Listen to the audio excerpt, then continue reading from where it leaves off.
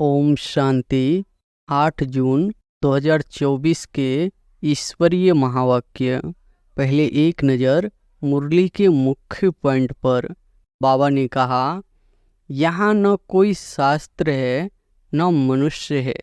यहाँ सिखाने वाला एक ही रूहानी बाप है जो आत्माओं को समझाते हैं। आत्मा ही धारण करती है। बाबा भी ब्रह्मा के तन में है, इसलिए उनको ब्राह्मण भी कहा जा सकता है।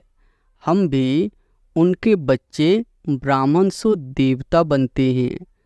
तुम्हें ऐसे कभी किसी को नहीं कहना है कि हम ट्रांस में जाते हैं, क्योंकि आजकल विलायत आदि में जहाँ तहाँ ढेर के ढेर ट्रांस में जाते हैं। ट्रांस में न तो याद की यात्रा है न ज्ञान है।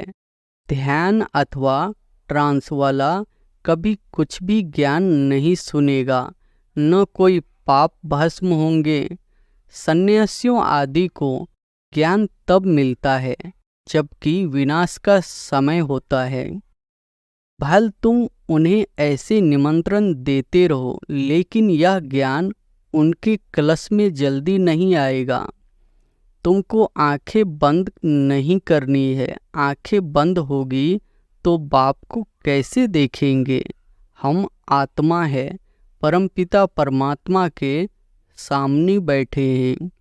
और फिर बाबा ने कहा, जैसे यहाँ शिव बाबा तुमको पढ़ाते हैं, वैसे वहाँ भी शिव बाबा इन द्वारा कुछ समझाएंगे। सूक्ष्म वतन में क्या होता है यह सिर्फ जानना होता है। तुम इस दुख से छूटकर सुख में जाते हो। यहाँ सतो प्रधान होने कारण तुम बीमार आदि होते हो। यह सब रोग मिट जाने हैं। मुख्य है ही पढ़ाई।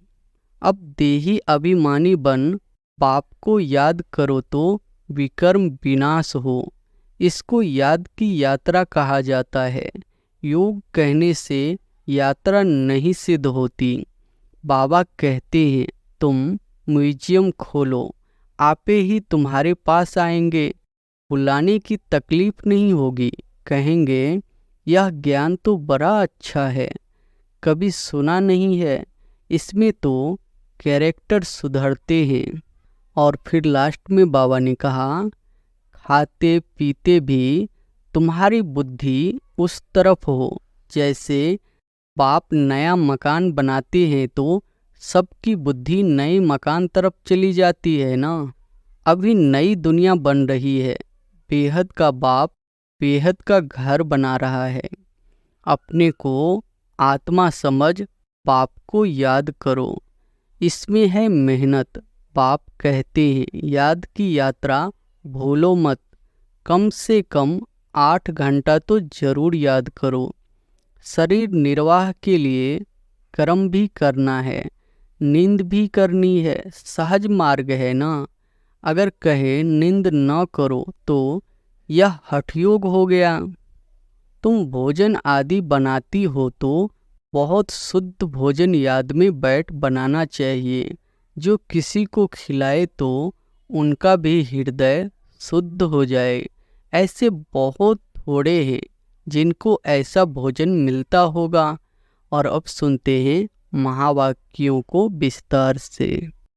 मुरली का सार है, मीठे बच्चे, याद से विकर्म विनाश होते हैं, ट्रांस से नहीं।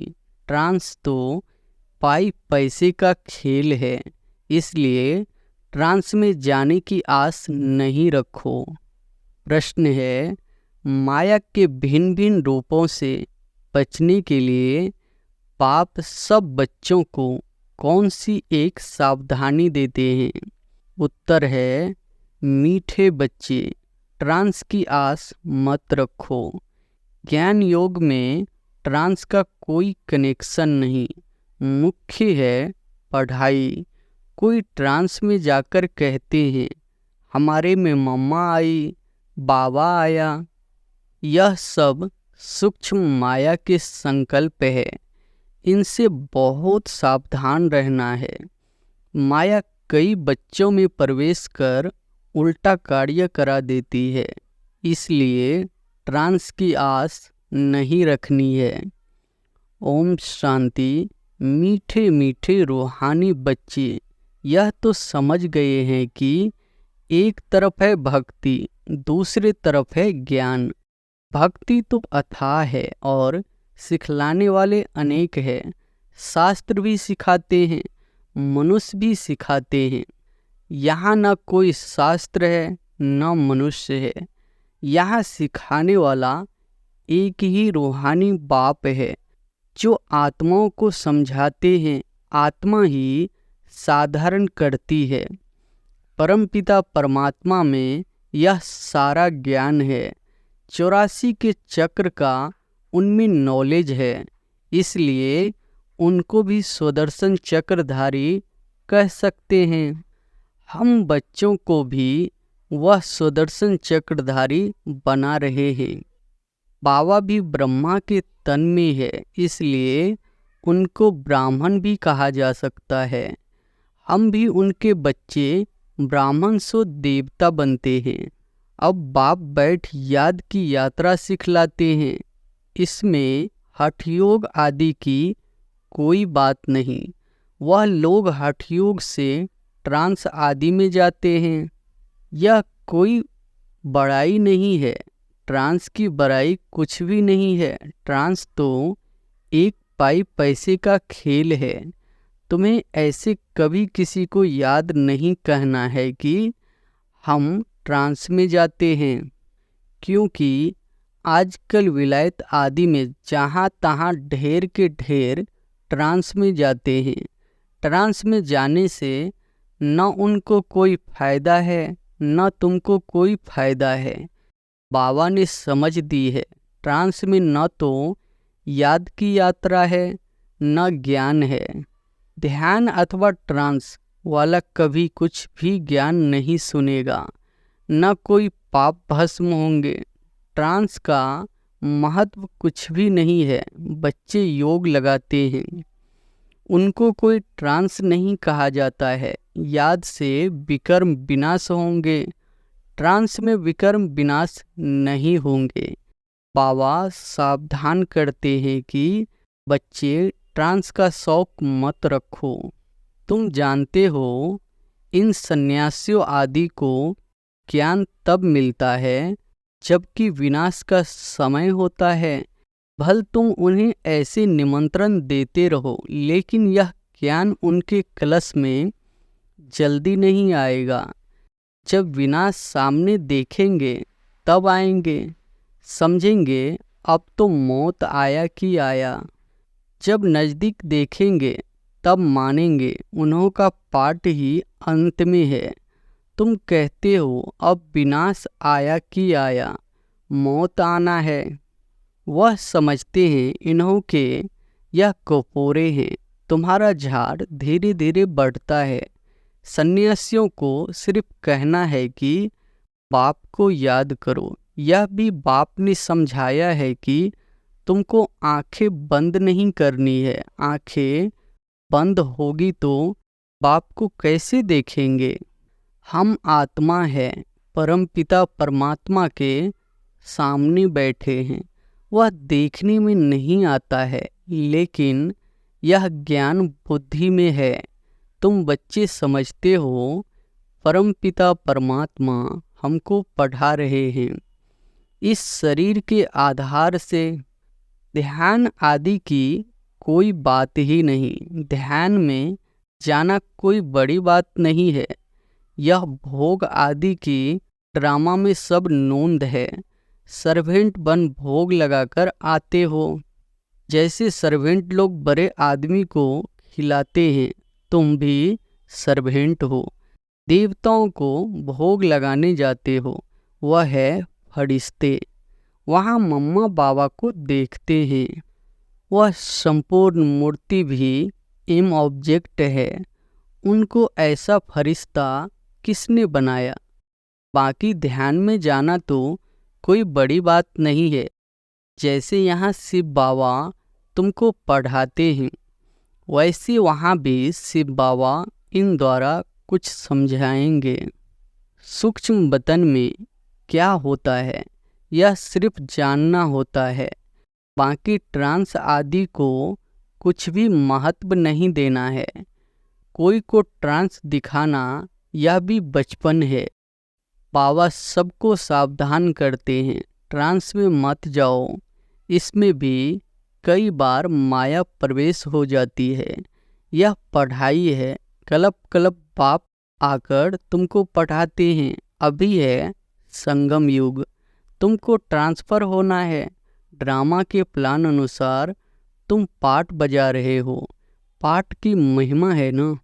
बाप आकर पढ़ाते हैं ड्रामा अनुसार। तुमको बाप से एक बार पढ़कर मनुष्य से देवता जरूर बनना है। इसमें बच्चों को तो खुशी होती है, हम बाप को भी और रचना के आदि मध्य अंत को भी जान गए हैं। बाप की शिक्षा पाकर बहुत हर्षित होना चाहिए। तुम पढ़ते ही हो नई दुनिया के लिए, वहाँ है ही देवताओं का राज, तो जरूर पुरुषोत्तम संगम युग पर पढ़ना होता है। तुम इस दुख से छूटकर सुख में जाते हो।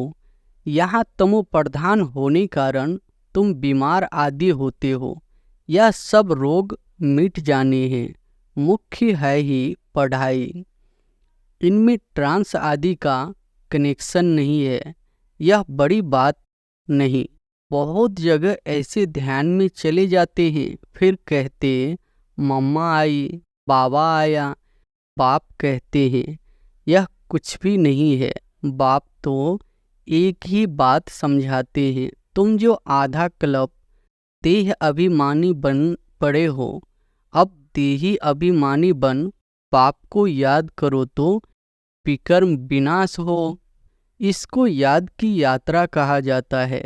योग कहने से यात्रा नहीं सिद्ध होती। तुम आत्माओं को यहाँ से जाना है, तमो प्रधान से सतो प्रधान बनना है। तुम अभी यात्रा कर रहे हो, उन्हों का जो योग है उसमें यात्रा की बात नहीं। हठ योगी तो ढेर है, वह है हठ योग। यह है बाप को याद करना। बाप कहते हैं मीठे मीठे बच्चों, अपने को आत्मा समझो। ऐसे और कोई कभी नहीं समझाएंगे। यह तो है पढ़ाई। बाप का बच्चा बना, फिर बाप से पढ़ना और पढ़ाना है। बाबा कहते हैं तुम म्यूजियम खोलो, आपे ही तुम्हारे पास आएंगे। बुलाने की तकलीफ नहीं होगी, कहेंगे यह ज्ञान तो बड़ा अच्छा है, अभी सुना नहीं है। इसमें तो कैरेक्टर सुधरते हैं।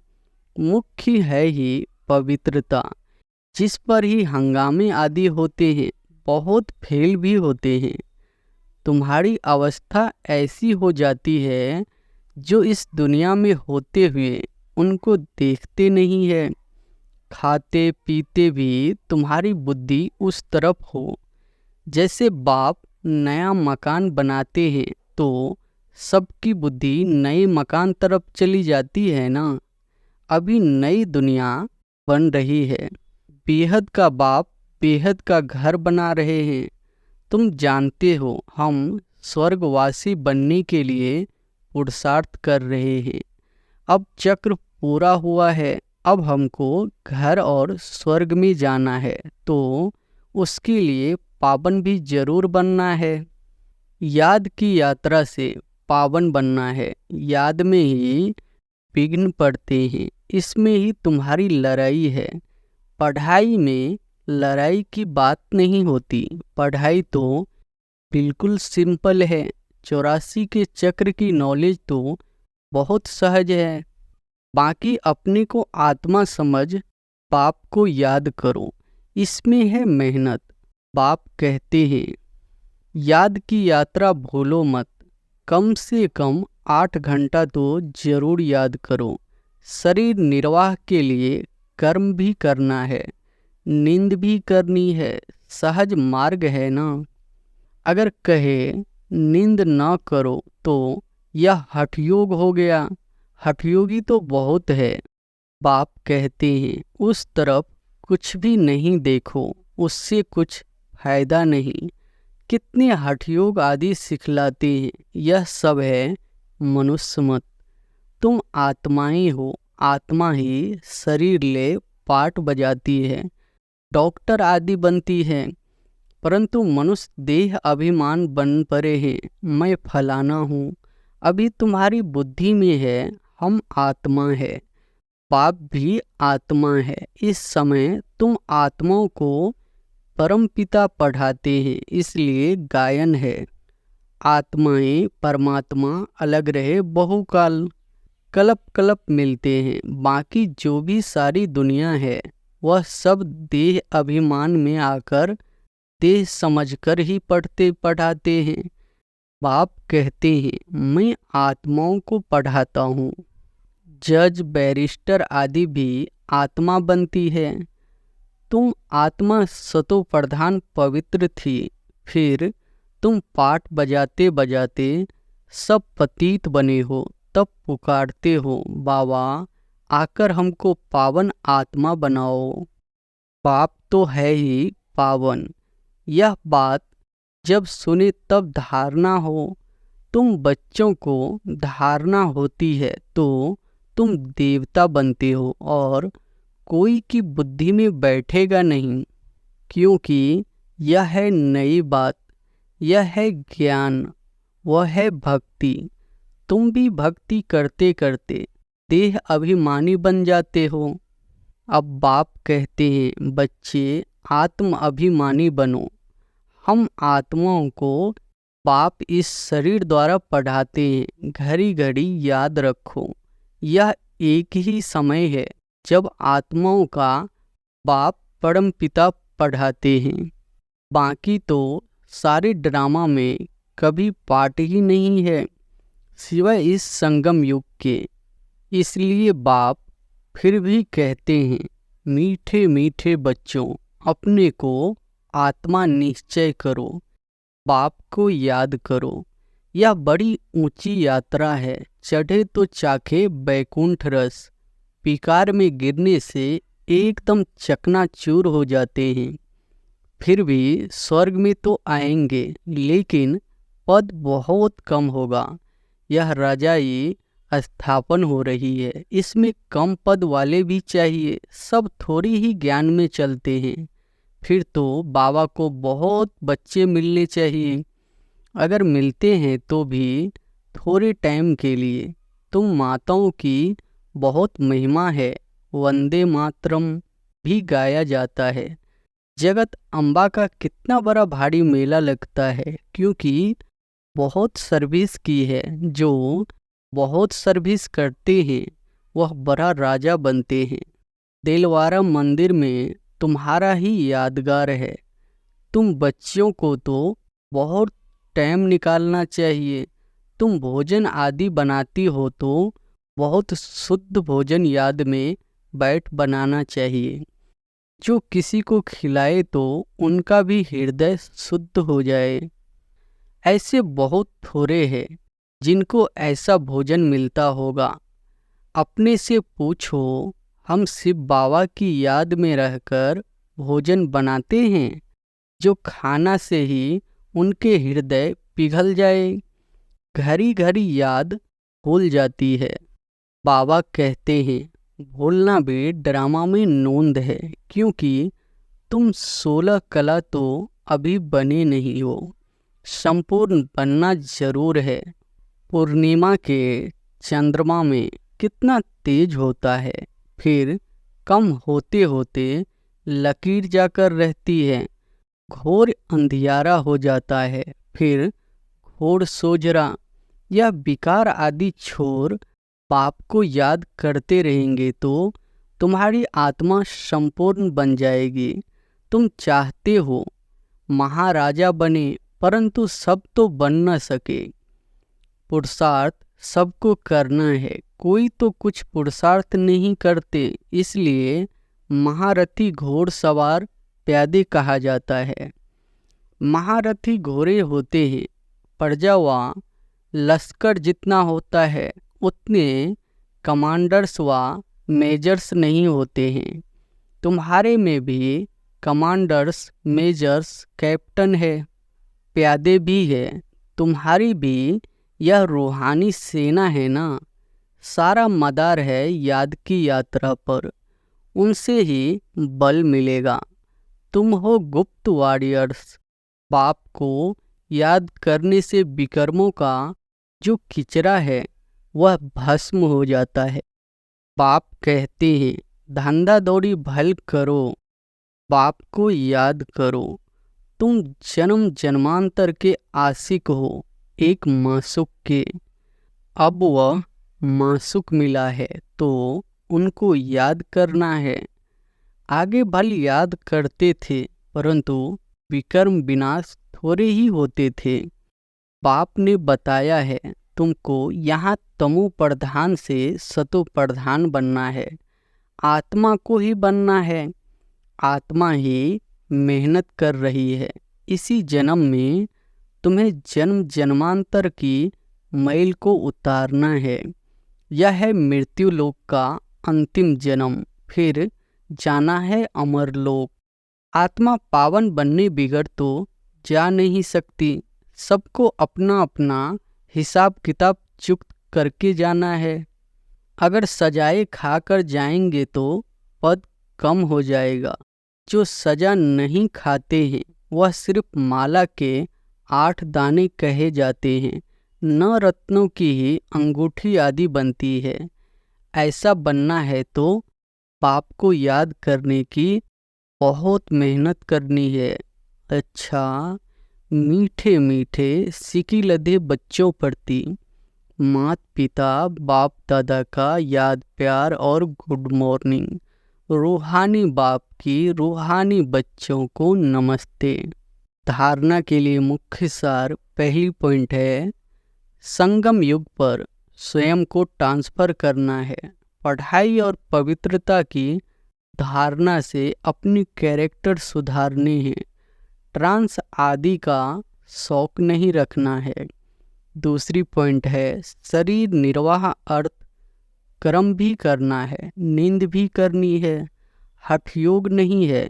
लेकिन याद की यात्रा को कभी भूलना नहीं है। योग युक्त होकर ऐसा शुद्ध भोजन बनाओ और खिलाओ जो खाने वाले का हृदय शुद्ध हो जाए। वरदान है अपनी सूक्ष्म शक्तियों पर विजय बनने वाले राज ऋषि स्वराज्य अधिकारी आत्मा भव। अपनी सूक्ष्म शक्तियों पर विजय बनाने वाले राज ऋषि स्वराज्य अधिकारी आत्मा भव। कर्मेंद्रिय जीत बनना तो सहज है, लेकिन मन बुद्धि संस्कार इन सूक्ष्म शक्तियों पर विजय बनना यह सूक्ष्म अभ्यास है।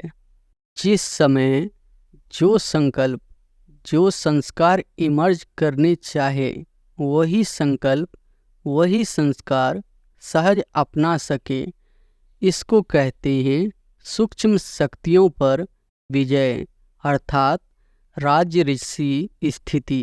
अगर संकल्प शक्ति को ऑर्डर करो कि अभी अभी एकाग्र चित्त हो जाओ तो राजा का ऑर्डर उसी घड़ी उसी प्रकार से मानना, यही है राज्य अधिकारी की निशानी। इसी अभ्यास से अंतिम पेपर में पास होंगे। स्लोगन है सेवाओं से जो दुआएं मिलती है यही सबसे बड़े से बड़ी देन है। सेवाओं से जो दुआएं मिलती है यही सबसे बड़े से बड़ी देन है। अच्छा, ओम शांति।